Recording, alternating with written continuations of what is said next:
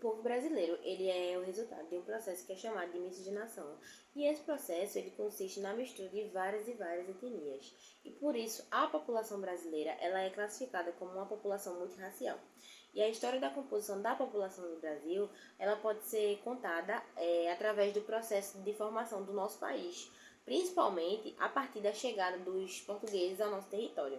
E a formação dessa população miscigenada, ela aconteceu através de diversos processos que foram acontecendo ao longo da nossa história, e muitos povos fizeram parte desses processos de formação do povo brasileiro, principalmente os indígenas, os africanos, os europeus e também os asiáticos. Isso foi acontecendo principalmente em razão das diferentes nacionalidades que vinham chegando ao nosso país, e principalmente por duas razões, que eram os processos de colonização e também os processos de imigração. E que ao chegarem aqui, esses povos se juntaram aos povos nativos, que no caso eram os indígenas, e deram início à formação da população brasileira. Bom, meu nome é João Vitor, eu vou falar um pouco sobre os indígenas na formação.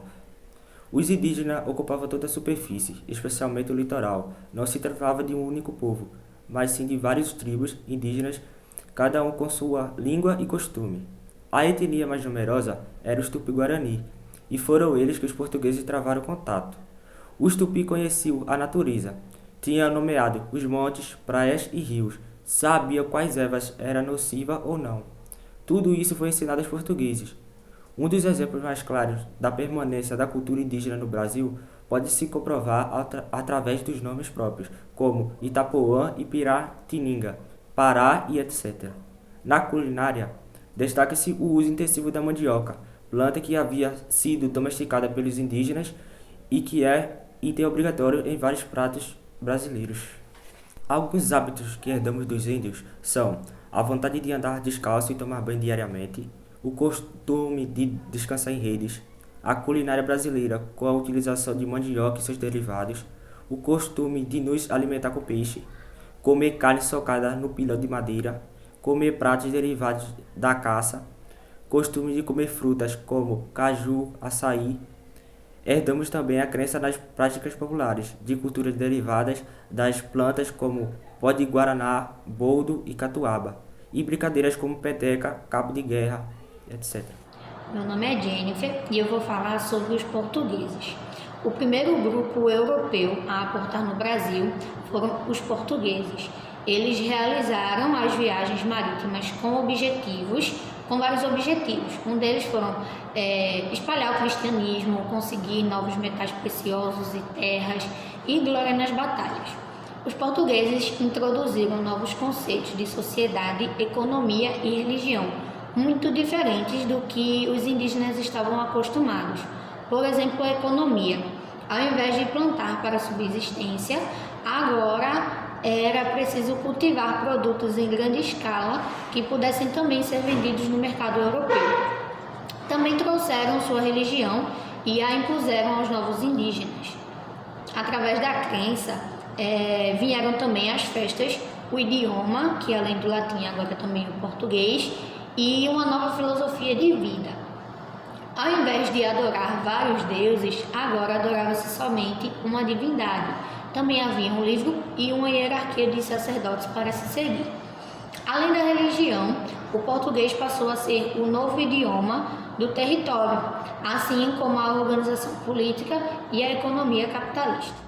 Eu vou falar da colonização holandesa e como isso influenciou na formação da sociedade brasileira aqui para nós. Mas antes de entrar na colonização holandesa no Brasil, é preciso ainda entender como os holandeses chegaram às terras brasileiras e quais fatores contribuíram para isso. Portanto, um fator muito importante para a investida holandesa no Brasil foi a União Ibérica, assim com a morte do rei Sebastião de Portugal em 1578, em combate na África, desencadearam a crise dinástica. Por que se desencadeou a crise dinástica com essa morte? O motivo dessa crise era o fato do rei não ter herdeiros direto do trono. A partir daí, essa crise conduziu à união dos tronos espanhóis e portugueses. Assim, em 1580, o rei Filipe II da Espanha, que era neto de Manuel I de Portugal, inicia a União Ibérica, que dura até 1640 por aí. Alguns anos mais tarde, no ano de 1624, tem início a primeira invasão holandesa propriamente dita ao Nordeste brasileiro. Contudo, ela fica restrita à Bahia. Este mesmo ano, sob o comando de Jacob Wilkins, cerca de 1.500 homens conquistaram a cidade de Salvador, até que, no ano seguinte, uma poderosa esquadra formada por lusos e espanhóis, mais especificamente 52 navios e 12.000 homens, reconquista o território perdido. Em fevereiro de 1630, percebendo a vulnerabilidade da região de Pernambuco, capitania rica e menos protegida, uma esquadra de 56 navios desembarca no litoral, tomando facilmente Olinda. O mesmo não ocorre em Recife, ocupado com muita dificuldade graças às técnicas de guerrilhas utilizadas pelos defensores. Em 1635, os efetivos holandeses em Pernambuco chegaram facilmente a 5.500 homens armados. Assim, sem os esforços esperados, a resistência, comandada por Matias de Albuquerque, a partir do Arraial de Bom Jesus, foge para a Bahia em 1635, deixando a região para os holandeses. Com a conquista do território, fazia-se necessário a presença de uma figura que centralizasse as funções políticas e militares da Nova Holanda. Desse modo, é nomeado o administrador-geral do Brasil holandês, o conde João Maurício de Nassau, que chega em 1637, acompanhado por inúmeros profissionais liberais, como médicos, arquitetos, cientistas e artistas. Não obstante, devido à fraca defesa militar de Olinda, a cidade de Recife é designada como sede da Nova Holanda. Durante seu governo, houve um grande e forte estímulo à recuperação da produção açucareira, bem como a realização de obras de urbanização no Recife, com reflexos evidentes no desenvolvimento regional. Em 1640, Portugal consegue sua independência em relação à Espanha, e no ano seguinte é assinado um armistício de 10 anos entre Portugal e Holanda, o que permitiu aos holandeses consolidarem sua dominação no ano de 1643, devido a desacordos com a Companhia Holandesa das Índias Ocidentais. O Maurício de Nassau regressa à Europa. Pouco tempo depois, a situação pacífica com os senhores de engenho local começa a se deteriorar, uma vez que eles não conseguem mais quitar suas dívidas contraídas com os holandeses, culminando na insurreição pernambucana de 1645. A partir dela, e com auxílio de militares portugueses e ingleses, os lusos brasileiros expulsam os holandeses definitivamente do Brasil em 1654. E como a Holanda influenciou a formação da sociedade. Maurício de Nassau tratou de ampliar os domínios holandeses no Nordeste e, para garantir a segurança de seus domínios, investiu na construção de fortificações litorâneas, manteve relações pacíficas com indígenas e garantiu aos moradores de Pernambuco a liberdade de religião, inclusive aos judeus. Mas a escravidão dos africanos foi mantida. Ele também promoveu obras para incentivar a urbanização da colônia holandesa, incentivou as artes e a ciência na região, construiu biblioteca e um observatório astronômico, construiu pontos importantes em Recife e ordenou a construção de um jardim botânico com plantas e animais raros. Os africanos eles foram trazidos para serem escravizados aqui nas Américas, mas cada um desses indivíduos eles trouxeram consigo seu idioma, a sua fé, as suas habilidades e foram espalhando tanto nas fazendas onde eles trabalhavam como também nos quilombos. E apesar de toda a brutalidade da escravidão aqui no Brasil, os africanos introduziram na culinária alimentos como o feijão e o quiabo. Na música, sua influência deu cadência à música popular brasileira. Na dança, o jeito de mover a cintura que foi herdada dos africanos originou vários ritmos, como o machixe e o samba. Africanos como os povos iorubás e jejés, eles trouxeram a religião e os seus orixás, que foram misturados com a crença cristã, e isso deu origem aos terreiros de candomblé e de umbanda aqui no Brasil.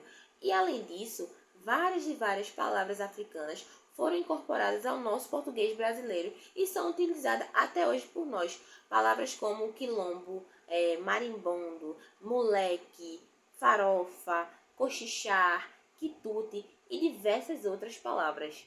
Boa tarde, meu nome é Alane e eu vou falar sobre a atuação dos imigrantes na formação da sociedade brasileira. Bom, tudo começou no século XIX com a vinda da corte portuguesa para o Brasil. Nesse período, os portos foram abertos para o comércio com outras nações e essa abertura também promoveu a abertura da vinda de pessoas de outras nacionalidades para o Brasil. E por que essas pessoas queriam sair dos seus países de origem e vir para o Brasil?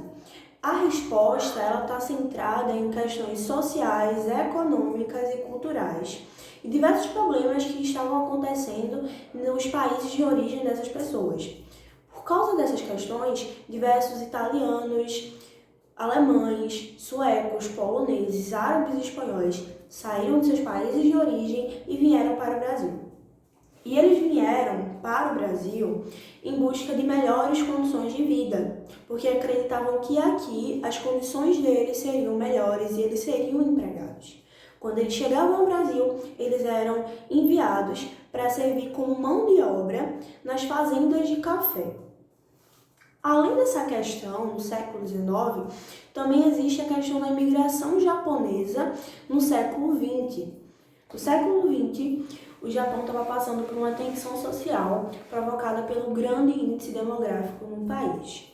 E a decisão adotada pelo governo foi implementar uma política de imigração. Eles queriam se livrar de uma parcela dos japoneses, mandar eles para outro país.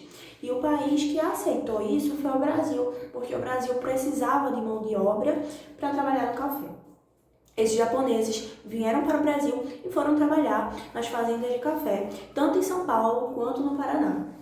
E quais os resquícios desse processo de imigração? Hoje, o bairro da Liberdade, que fica localizado em São Paulo, possui a maior população de japoneses fora do Japão. Isso desde o século XX. Tudo começou no século XX e tem todos esses resquícios atualmente. E nesse bairro da Liberdade nós podemos encontrar animes, a cultura japonesa, podemos encontrar a alimentação, tudo que é do Japão, muitas vezes é enviado diretamente do Japão para o bairro da Liberdade, porque existem muitos japoneses, descendentes de japoneses lá. E nós encontramos uma grande variedade dessa cultura japonesa no Brasil. Além disso, hábitos alimentares que hoje são brasileiros, como comer pizza, comer almôndega, comer esfirra, foram herdados de outros povos. Nós comemos pizza e almôndega hoje por conta dos italianos, comemos esfirra por conta dos árabes.